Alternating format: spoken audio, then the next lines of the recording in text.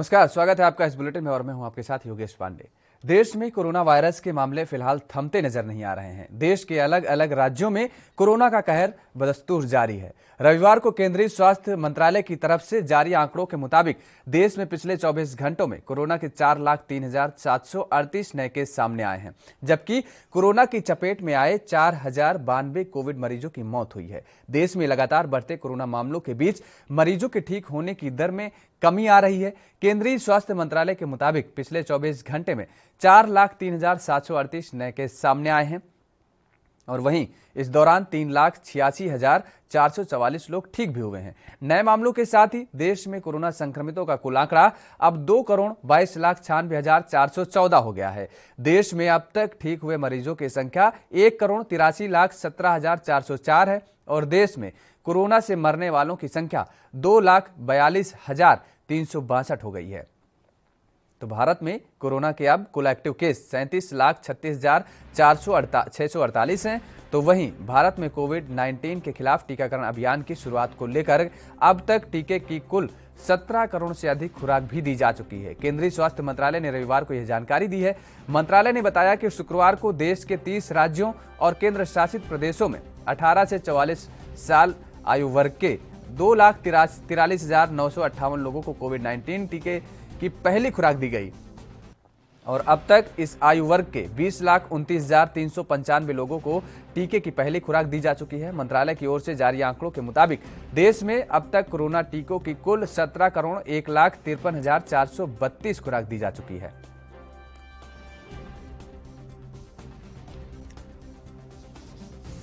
तो लगातार कोरोना के मामले बढ़ रहे हैं देश में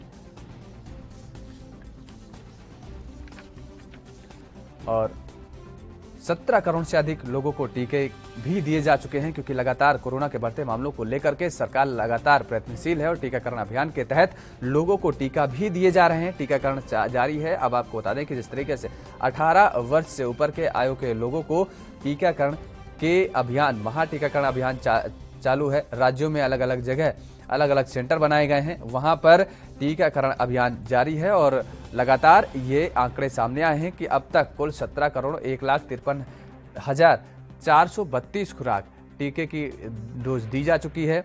और सबसे बड़ी बात यह है कि मामले लेकिन अभी थमने का नाम नहीं ले रहे हैं। लगातार अभी भी हालात जस के तस नजर आ रहे हैं। देश में मौतों के आंकड़े जो हैं वो लगातार घटने के अभी नाम नहीं ले रहे हैं।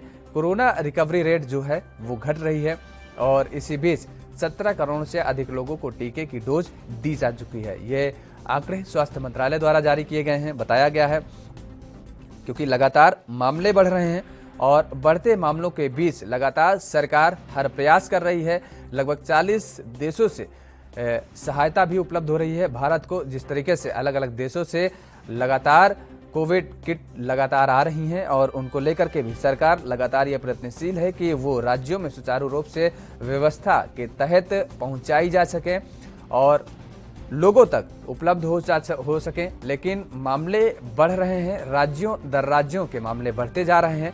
महाराष्ट्र का जिक्र करें तो सबसे ज़्यादा मामले महाराष्ट्र में आ रहे हैं और अन्य राज्यों का भी हालात वैसे ही नजर आ रहे हैं। उत्तर प्रदेश में भी हालात बेहतर नहीं है, वहां भी कोरोना के मामले थमने का नाम नहीं ले रहे हैं। हालांकि इस दौरान अगर जिक्र किया जाए लोगों का, तो लोगों की लापरवाही भी कहीं ना कहीं एक बड़ा कारण बनती नजर आ रही है कि जिस तरीके से मामले बढ़ रहे हैं, लोग कोविड-19 प्रोटोकॉल का पालन करते हुए नजर नहीं आ रहे हैं, जबकि प्रशासनिक अधिकारियों द्वारा लगातार कड़ाई से सख्ती से उनका पालन कराने की अपील की जा रही है और प्रयास भी किए जा रहे हैं। बावजूद इसके लोग घरों से बाहर निकल रहे हैं। तमाम सारी बाजारों की तस्वीरें ऐसी सामने आती हैं जहां पर लोगों का जमावड़ा लगता है, हुजूम लगता है और इसके साथ ही वहां पर सोशल डिस्टेंसिंग कहीं नजर नहीं आती है। लेकिन इसी बीच लगातार राज्य सरकारें प्रयास कर रही हैं और लॉकडाउन लगाने का भी जिस तरीके से प्रयत्नशील कदम उठा रही हैं और इसके साथ ही साथ जो लॉकडाउन लगा था तमाम सारे राज्यों में एक्सटेंड किया गया है। जैसे उत्तर प्रदेश का जिक्र कर लें तो वहां पे लॉकडाउन बढ़ा दिया गया है। इसके साथ ही साथ दिल्ली में भी लॉकडाउन बढ़ा दिया गया है 1 हफ्ते के लिए। तो जिस तरीके से सरकारें तो प्रयास कर रही हैं, लेकिन अभी तक किसी तरीके से कोई राहत दिखती हुई नजर नहीं आ रही है कोरोना से। तो लोगों की लापरवाही बढ़ती जा रही है और कहीं ना कहीं यही वजह शायद हो सकती है कि कोरोना के मामले दिन ब दिन बढ़ते ही जा रहे हैं, थमने का नाम नहीं ले रहे हैं। सरकारों द्वारा प्रयास किए जा रहे हैं, लेकिन आम जनमानस, आम जनता को भी जागरूक होने की जरूरत है। और ऐसे में जिस तरीके से जो तस्वीरें सामने आ रही हैं राज्यों से कि बेड की किल्लत है और इस दौरान ऑक्सीजन की किल्लत है, उसमें भी काफी हालांकि इधर कमी देखने को मिली है।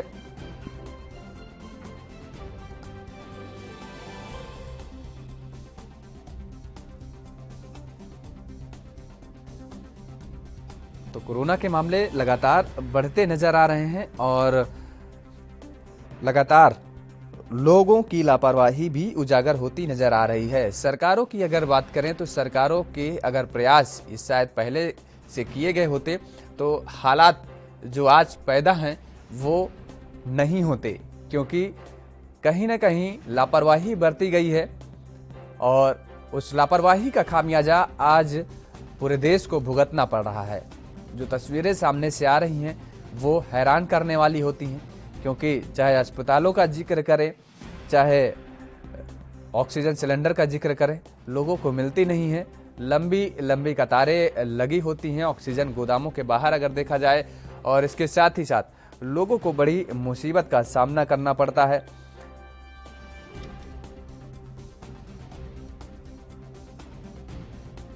तो देश में कोरोना के मामले लगातार जिस तरीके से सामने आ रहे हैं वो हैरान करने वाले हैं और चिंतित करने वाले हैं। अब तक हालांकि 17 करोड़ से अधिक लोगों को वैक्सीन भी लगाई जा चुकी है। टीकाकरण अभियान के तहत लोगों को टीका उपलब्ध कराया जा चुका है।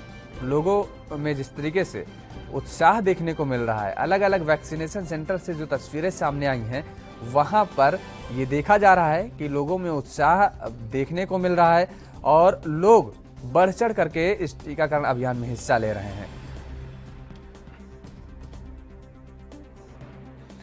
और इसी खबर पर हमारे साथ ज्यादा बातचीत के लिए संदीप त्यागी जी जुड़ चुके हैं, बीजेपी प्रवक्ता हैं। आपका बहुत बहुत स्वागत है संदीप जी। जिस तरीके से लगातार जो तस्वीरें सामने आ रही हैं देश भर के अलग अलग राज्यों से, वो बेहद हैरान करने वाली हैं। सरकारों द्वारा प्रयास किए जा रहे हैं, लेकिन कहीं न कहीं उन प्रयासों को भी नाकाम करते हुए नजर आ रही है कोरोना की ये लहर। बिल्कुल आपकी बात सही है, आप सही कह रहे हैं। कोरोना की जो लहर है ये आपदा जो आई हुई है, वैश्विक आपदा है, पूरे विश्व पर जो ये आपदा आई हुई है ये लगातार बढ़ रही है। लेकिन बावजूद उसके केंद्र की सरकारें और राज्य की सरकारें इस पर अंकुश लगाने पर के लिए पूरा प्रयास कर रही हैं और जोरदार तरीके से प्रशासन और शासन प्रशासन लगा हुआ है। मैं मानता हूं कि आने वाले 10 से 15 दिनों में देश के अंदर काफी हद तक कंट्रोल किया जाएगा, नियंत्रण किया जाएगा और इस महामारी से जो हम जूझ रहे हैं इससे हम समस्या से निजात पा सकेंगे। अगले 15 से 20 दिन हमको लग जाएंगे पूरी तरीके से निजात पाने में।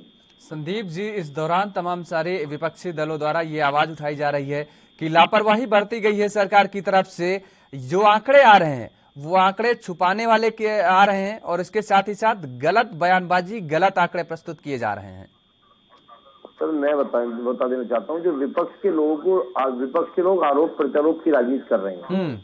इन्हें सिवाय आरोप प्रत्यारोप के कुछ नहीं दिखाई दे रहा है, ये सिर्फ आरोप प्रत्यारोप की राजनीति कर रहे हैं। काम जो सरकारें काम कर रही है, सरकार राज्य की सरकारें केंद्र की सरकार काम कर रही है, उसको ये नजरअंदाज करते हुए इनको सिर्फ टीका टिप्पणी करने का काम है। इनको सिवाय दूसरा कोई काम नहीं है। टीका टिप्पणी करने का काम ये लोग कर रहे हैं। मैं मानता हूं कि ऐसा कहीं नहीं है कि जो ये कह रहे हैं कि रिकवरी, ये तो लोगों की लापरवाही रही है। और महाराष्ट्र में किसकी सरकार थी, विपक्ष तो महाराष्ट्र में किसी सरकार थी, दिल्ली में किसी सरकार थी। राज्य सरकारों को पहले चेताया जा चुका था, तो राज्य सरकारें पहले से चेती क्यों नहीं, क्यों तैयार नहीं हुई थी, क्यों इन लोगों ने अपनी तैयारी पूरी नहीं करी थी। लेकिन बावजूद उसके मैं कहना चाहूंगा राजनीति करने का समय नहीं है, हम लोगों को एकजुट होने का समय और उस एकजुट होकर इस आपदा से लड़ने का समय, हम जो वैश्विक आपदा है इससे लड़ने का समय हमारे लिए। संदीप जी, हेल्थ मंत्रालय की तरफ से, स्वास्थ्य विभाग की तरफ से प्रेस कॉन्फ्रेंस की गई और उसमें आंकड़े दिए गए स्वास्थ्य मंत्री की तरफ से।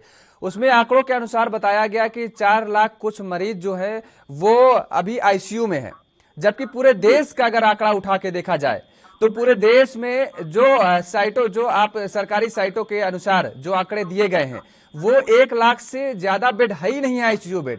तो अगर इतने बेड ही नहीं है तो आखिर ये जो पेशेंट एडमिट है ये एडमिट कहाँ है? सरकार की तरफ से दोनों आंकड़े हैं। एक तरफ दिखाए जा रहे हैं कि इतने बेड नहीं है, दूसरी तरफ ये बताए जा रहे हैं कि 4 लाख से ज्यादा आईसीयू बेड में है। नहीं नहीं नहीं, ऐसा कहीं कोई आंकड़ा हमें, हमारी जानकारी में कोई आंकड़ा ऐसा नहीं आया जिसमें सरकार ने 4 लाख से ज्यादा आईसीयू बताए। सरकार ने 4 लाख से अधिक मरीज बताए होंगे कि जो अस्पतालों में भर्ती हैं, जो हॉस्पिटलाइज हैं, उन मरीजों को बताया हुआ। ऐसा नहीं है कि मतलब कि 4 लाख से ज्यादा आईसीयू से जब आप भी मान रहे हैं और मैं भी मान रहा हूँ कि 4 लाख से ज्यादा देश में आईसीयू ही नहीं है, तो कैसे बात मान लेंगे इस बात को? 1 लाख को भी नहीं टच कर पाते हैं आईसीयू बेड जो हैं संदीप जी। और अभी जो अभी प्रेस कॉन्फ्रेंस की गई थी 7 तारीख को, उसमें ये बताया गया है। और इसके साथ ही साथ जो तमाम सारे आंकड़े दिए गए हैं कि वेंटिलेटर पर 1,70,841 लोग हैं। तो इस तरीके के जो आंकड़े दिए जा रहे हैं, जबकि वेंटिलेटर का अगर जिक्र किए जाए तो देश भर में 48,000 वेंटिलेटर हैं। नहीं नहीं, वो सही बात है। वो हम कहीं ना कहीं कोई त्रुटि हो गई होगी, ऐसा कुछ नहीं है। कि जो आंकड़े हैं वो जेन्युइन है। 4 लाख से ज्यादा लोग आईसीयू पे नहीं है, ये बात जेन्युइन है। क्योंकि 4 लाख से कम ही लोग, बहुत मतलब 1 लाख से भी कम लोग आईसीयू में। हाँ, मैं मानता हूँ वैश्विक महामारी है, और महामारी भी बहुत बड़ी वाली महामारी, बीमारी नहीं है, महामारी है। लेकिन बावजूद उसके मैं मानता हूँ कि इतने लोग जितने आप बता रहे हैं, आंकड़ा कहीं ना कहीं वो त्रुटिवश हो गया। ठीक है संदीप जी, हमारे साथ फोन लाइन पर जुड़ चुके हैं डॉक्टर सीके ठाकुर जी, कांग्रेस के प्रवक्ता हैं। सीके ठाकुर जी, जिस तरीके से ये मामला सामने आ रहा है, आंकड़ों का प्रस्तुत करने का जो मामला आ रहा है, आप लोग भी हमेशा सवाल ये उठाते रहे हैं कि आंकड़ों से खेल किया जा रहा है। क्या तस्वीरें सामने आ रही हैं और जो आंकड़े सामने आ रहे हैं वो हकीकत है?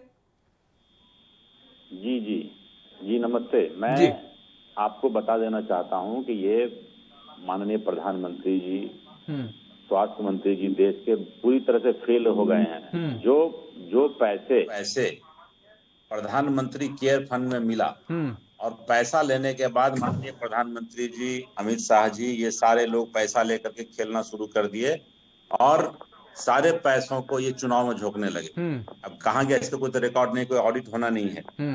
तो उस समय से अब तक 1 साल का पूरा समय था। हमारे पास इतनी व्यवस्था हो जाती कि गांव-गांव में हम हॉस्पिटल बनवा करके, बेड बनवा करके, कम से कम जब पता था कि इस तरह का वेव आने वाला है, जब इनको आगाह कर दिया गया था कि वहां पर भारत में इस टाइप का वेव आने वाला है, तो इस वेव को खत्म करने के लिए हमको व्यवस्था करनी थी, और व्यवस्था हमारे प्रधानमंत्री जी ने नहीं किया।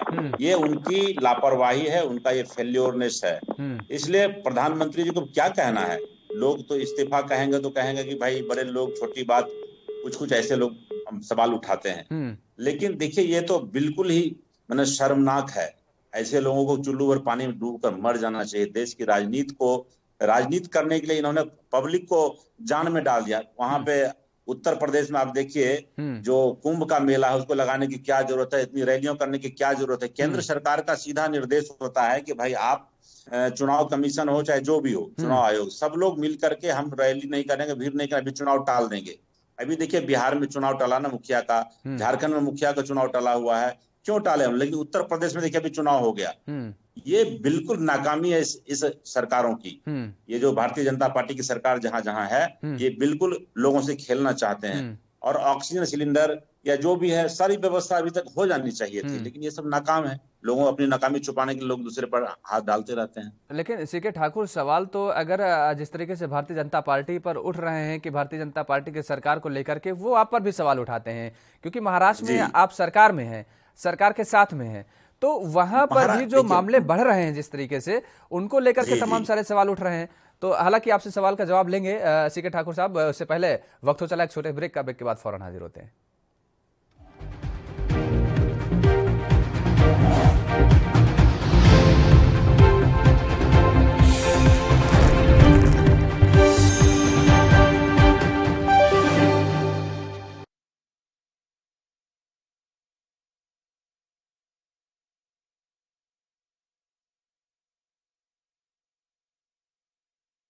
गुरु तेग बहादुर सिमरिए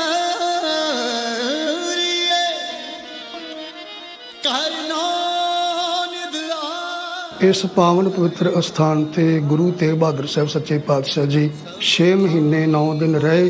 गुरु तेग बहादुर साहब सच्चे पातशाह जी ने गंगा जमुना सरस्वती का जो सुमेल है, इस स्थान तक पवित्र खूह है, उस खूह विच करवाया। इस स्थान ते 25 ਸਿੰਘਾਂ ਨੂੰ ਲਾ ਕੇ ਪਹਿਲਾ ਸ੍ਰੀ ਅਖੰਡ ਪਾਠ ਦਾ ਪ੍ਰਕਾਸ਼ ਇਸ ਪਾਵਨ ਪਵਿੱਤਰ ਸਥਾਨ ਤੇ ਹੋਇਆ। ਜਿਹੜੀਆਂ ਨਿਸ਼ਾਨੀਆਂ ਨੇ ਸਤਿਗੁਰੂ ਜੀ ਦੇ ਚੌਂਕੀ ਦੇ ਪਾਵੇ, ਕਿਰਪਾਨ, ਸੰਖ ਸਾਹਿਬ, ਜੋ ਸਤਿਗੁਰੂ ਜੀ ਦੀਆਂ ਇਤਿਹਾਸਕ ਨਿਸ਼ਾਨੀਆਂ ਨੇ। नाम रहियो साधु रहियो गुरु गोबिंद, कहो नानक ए जगत में किन जपियो गुरमंत्र।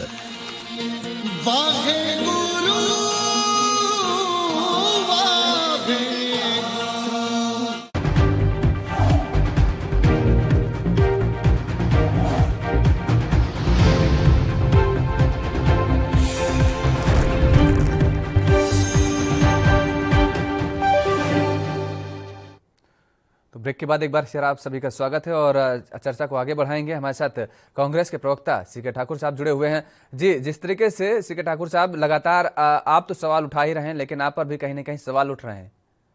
जी देखिए, महाराष्ट्र में हमारी सरकार है, मैं मानता हूँ राज्य सरकार है, झारखंड में हमारी सरकार है, राजस्थान में हमारी सरकार है।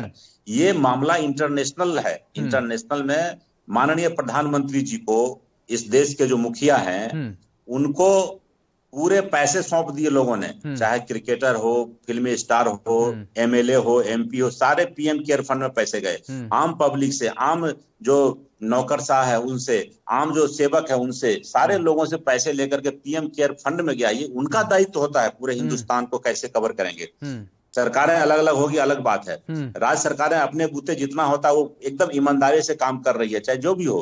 लेकिन मैं भारतीय जनता पार्टी की सरकार योगी जी की है तो मैं वहां आरोप नहीं लगाया। मैं आरोप ये लगाया कि उनको अभी वहां परमिशन नहीं देना चाहिए था इलाहाबाद में कि आप कुंभ का मेला लगाओ, हरिद्वार में जो भी है। ये बिल्कुल गलत है।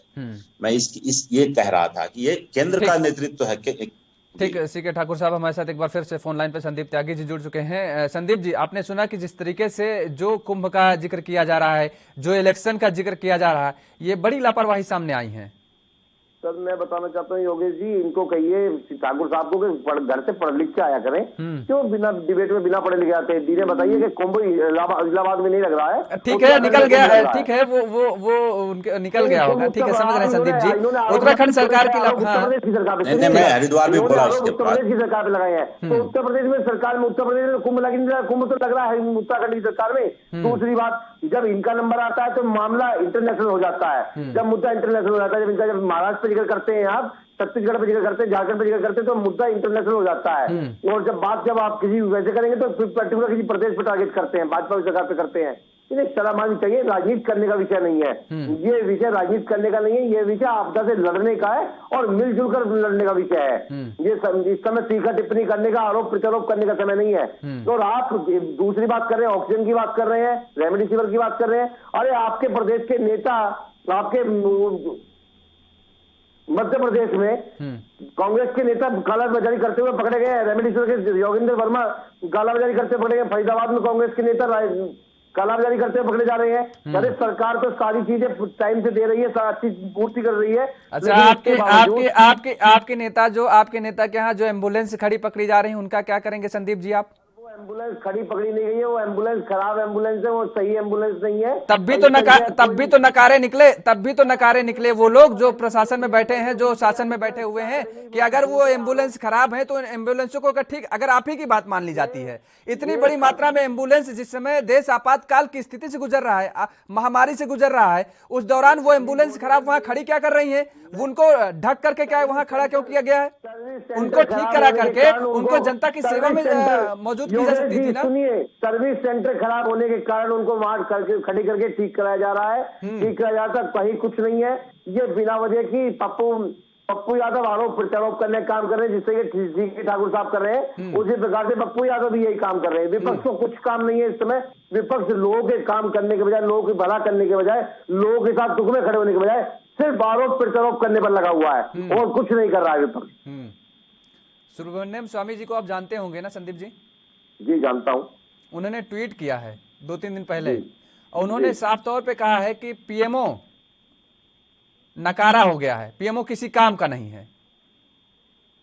आप सर्च कर लीजिएगा। और उन्होंने कहा है कि स्वास्थ्य मंत्रालय जो है नितिन गडकरी के हाथों में दे देना चाहिए। ये ठीक है। और उन्होंने पता है क्या कहा है? उन्होंने ये भी, सुन लीजिए, उन्होंने ये भी कहा है कि जो हेल्थ मिनिस्टर अभी हैं वो बहुत भोले भाले हैं। उन पर नियंत्रण है, वो अपनी मर्जी से कोई एक्शन ले ही नहीं पाते, कोई निर्णय ले ही नहीं पा रहे हैं, उन पर अंकुश लगा हुआ है। आप क्या कहेंगे? आप ये व्यक्ति विशेष की टिप्पणी हो सकती है, ये सांसद है आपके, व्यक्ति विशेष हो गए, वो सांसद है आपके, उनकी व्यक्ति विशेष की अपनी टिप्पणी है। ये कहीं ऐसा कोई आरोप नहीं लगाया उन्होंने, उनका हो सकता है उनका लगाव ज्यादा नितिन गडकरी साहब से हो, तो इसलिए उन्होंने कहा। ऐसा कहीं कुछ नहीं है कि गडकरी हर्षवर्धन जी संभाल नहीं पा रहे, गलत है। हर्षवर्धन जी बहुत मजबूती के साथ में स्वास्थ्य मंत्रालय को देख रहे हैं, माननीय प्रधानमंत्री जी पूरे देश को चला रहे हैं, और स्वास्थ्य मंत्री जी पूरे स्वास्थ्य मंत्रालय को बहुत अच्छी तरीके से मैनेज कर रहे हैं। ये कहीं ऐसा ठाकुर साहब, मैं भी एक सजेशन देना चाहता हूँ। भारतीय जनता पार्टी में 2 बड़े नाम हैं। आदरणीय प्रधानमंत्री जी मोदी जी को इस्तीफा दे करके या तो गडकरी जी को प्रधानमंत्री बना दें या राजनाथ सिंह को बना दें। ये 2 दिन में मामला सलट लेंगे।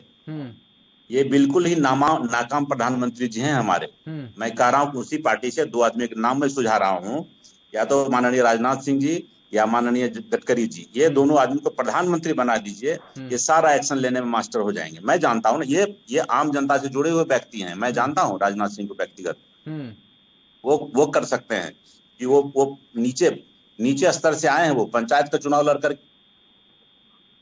उस पद पर बैठे हुए। प्रधानमंत्री तो उनको अभी लेंगे हाथ में सब कुछ, बिल्कुल आम जनता से उनको लगाव है। प्रधानमंत्री जी तो केवल व्यवसाय करना चाहते हैं, सिर्फ बड़े लोगों को फायदा पहुंचाना चाहते हैं। लेकिन मैं जानता हूं राजनाथ सिंह और गडकरी जी नीचे स्तर के लोग हैं, वो जनता तक जुड़े हुए हैं। ये तो जनता से जुड़े हुए नहीं, अमित शाह और वो प्रधानमंत्री मोदी जी। मैं इस पर, चूंकि उनका मामला है, मैं बहुत नहीं बोलूंगा इस मामले पर, लेकिन जो उन्होंने कहा कि एम्बुलेंस सब खराब एम्बुलेंस, सब नया एम्बुलेंस वहां पड़ा हुआ है, और एक सांसद के घर में उतना एम्बुलेंस पड़ने का क्या मतलब है, मुझे समझ में नहीं आती है। दूसरा, रेमडेसिविर की जो बात कर रहे हैं कि कांग्रेस के नेता वहां पकड़ाए गए, तो एक न्यूज आया था, वो असल है या फेक है मैं नहीं जानता, लेकिन देवेंद्र फडणवीस की भी बात आई थी, ट्रक से वहां सप्लाई कर रहे थे, आई डोंट नो, ये एक न्यूज आया था। तो इस आरोप प्रत्यारोप से उनका काम नहीं चलेगा, उनको काम करने की जरूरत है। माननीय प्रधानमंत्री जी को काम करना चाहिए। आज जितना स्कूल्स है सरकारी, वहां आप तुरंत वेंटिलेटर लगवाइए, वहां करवाइए, डॉक्टर व्यवस्था। देखिए, मैं एक दिन और आपके चैनल पे मैं कहा था कि प्रधानमंत्री जी जब प्रधानमंत्री बने थे तो उन्होंने कहा था कि अब मेडिकल में एडमिशन में किसी को रिश्वत देने की जरूरत नहीं पड़ेगी, वो जो मैनेजमेंट कोटा है उसको मैं बंद करवा दूंगा। ये बंद नहीं करवाए और बढ़ा दिए। आम जनता को, जो हमारे गरीब बीच, आपको याद होगा कि गरीब के बीच से लोग निकल करके आते हैं, उन लोगों के लिए सीट बढ़ाने की जरूरत थी, मेडिकल में डॉक्टर पैदा करने की जरूरत है। इनके पास सोच ही नहीं है, विजन नहीं है। लोग कहते हैं कांग्रेस खराब है, कांग्रेस ने जो इतने दिनों तक कर दिया, आप उसी को बेच करके खा रहे हो। कांग्रेस ने जो प्रॉपर्टी लगाई, जो इंडस्ट्री लगाया, आप उसको बेच करके खा रहे हो। आज लोगों की इस कदर ला दिए कि श्मशान में पैसे देने पड़ते हैं। संदीप जी, बड़ा आरोप है कि आपके पास दरअसल कोई विजन ही नहीं, देश को किस दिशा में ले जाना है, किस ट्रैक पे चलाना है, और स्वास्थ्य व्यवस्था को कैसे स्टैंड मोड पे लाना है। आपके पास विजन ही नहीं तो कैसे खड़ी कर पाएंगे आप व्यवस्थाएं को? मैं पहले तो ये बता देना चाहता हूँ कि श्री के ठाकुर साहब को ये तय करने का अधिकार श्री के ठाकुर साहब के पास में नहीं है कि प्रधानमंत्री कौन होगा। इसके लिए भारतीय जनता पार्टी ने जो है कि वो बनाई हुई है, CWC बनाई हुई है, जो तय करती है। नहीं, उन्होंने सुझाव दिया, आपको वो तय नहीं कर रहे हैं, उन्होंने सुझाव दिया दरअसल आपको। संदीप जी, नहीं, सुझाव की जरूरत नहीं, सुझाव हमारे यहाँ बहुत से लोगों सुझाव देने की। दूसरी बात मैं बता देना चाहता हूँ, विजन इन लोगों के पास नहीं है, विजन हमारे पास में विजन है, इन लोगों के पास में विजन नहीं है। 58 सालों में केवल 2 एम्स बना पाए, नरेंद्र मोदी की सरकार ने मतलब उसमें 7 सालों में 23 एम्स दिए इस हिंदुस्तान को। जहां 17,000 18,000 सीट हुआ करती, 58,000 सीटें नरेंद्र मोदी की सरकार में आके हुई हैं, इन 7 सालों में हुई हैं।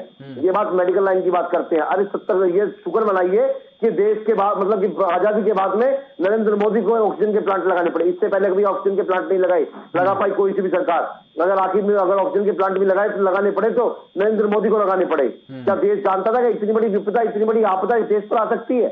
ये वैश्विक आपदा है, ये कोई, मैंने पहले ही बताया, ये कोई खाली हिंदुस्तान पे आई हुई आपदा नहीं है, ये वैश्विक आपदा है। और वैश्विक आपदा आने के बावजूद भी भारत ने विश्व की भी मदद करी है और भारतवासियों की भी मदद कर रहा है। हिंदुस्तान लगातार नरेंद्र मोदी के नेतृत्व में भारत की मदद से हो रही है।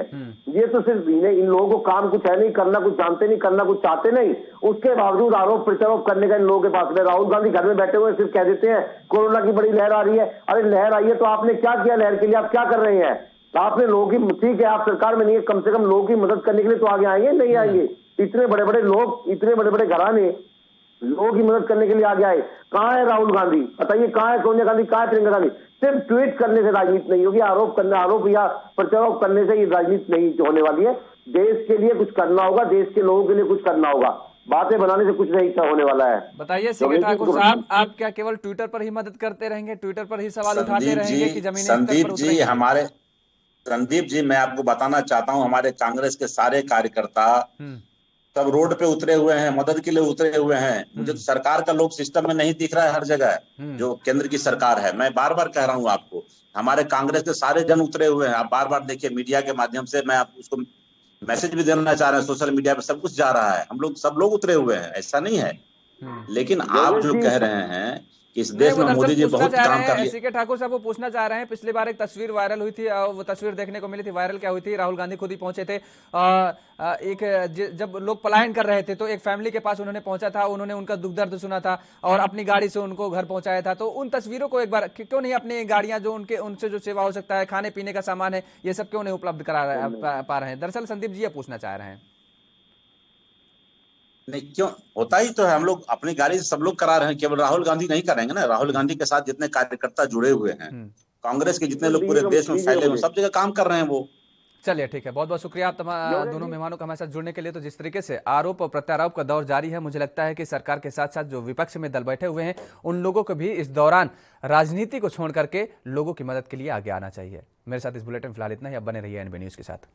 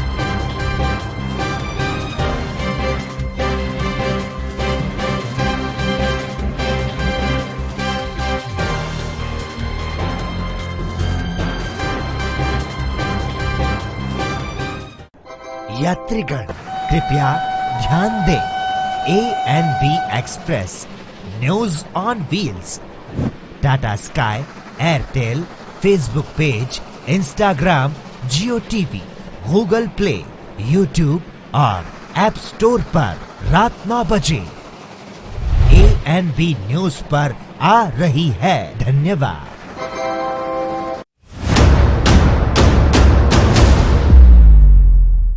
हक की बात दोपहर 12 बजे सिर्फ ANB न्यूज पर।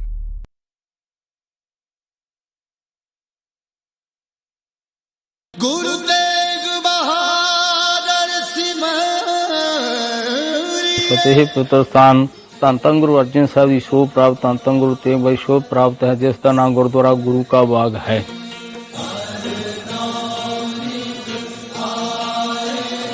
इस स्थान का नाम गुरु की रोड हुंदा सी, फिर सतगुरु ने बख्शिशां करके भी जिहड़ा आखूगा गुरु का बाग, उसनूं लगणगे दूने चौने भाग।